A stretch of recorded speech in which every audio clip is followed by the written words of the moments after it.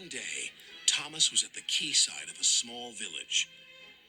Fish were being loaded into his cars. The work took a long time, and Thomas was worried. I'm going to be late for Henry at the docks. He won't like this. Please hurry up. Thomas was rudely interrupted.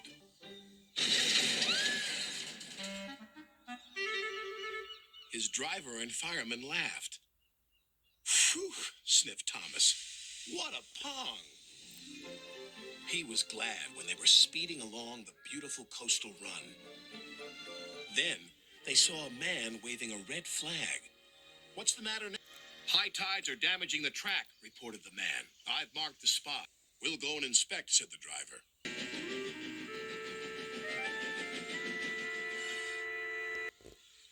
It would be dangerous for heavy engines like Henry, agreed the driver. But for Thomas, it's safe enough. The guard left a red oil lamp by the damaged track to warn engines. When we get to the docks, I'll tell them to close the line.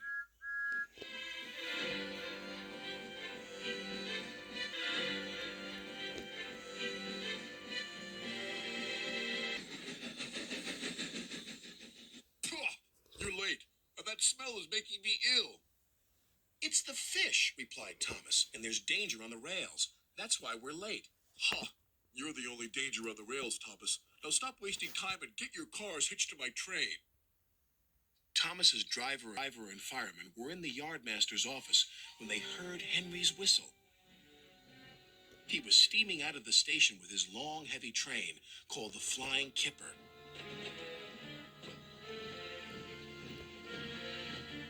What route is Henry taking tonight? Asked the driver. The coastal run, it's the quickest. But I told you, gasped the driver. That's dangerous for a big engine like Henry. The yardmaster quickly phoned the signalman. Henry roared past the signal box.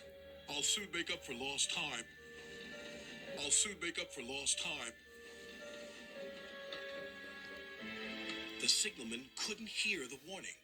By the time he did, Henry was far away in a cloud of steam.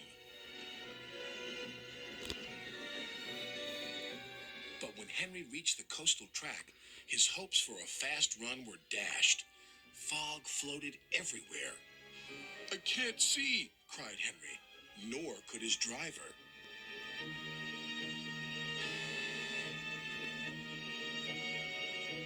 And when he could, it was too late.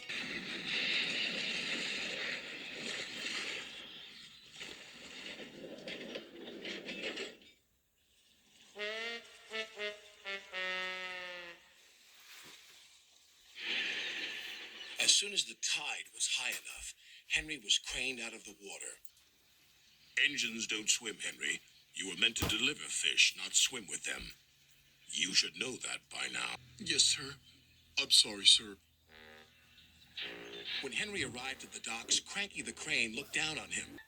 My, Henry, I expect you'll have some fishy tales to tell. But take my advice. Have a long hose down first. But take my advice. But there was worse to come.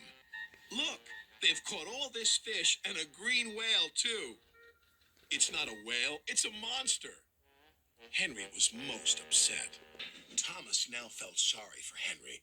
Come on, your driver says it's time for a nice washdown. Then you'll feel much better. And Henry did. I'm sorry I was rude to you, Thomas. That's all right. But can you smell something? What? Fresh air. Oh, yes, replied Henry happily.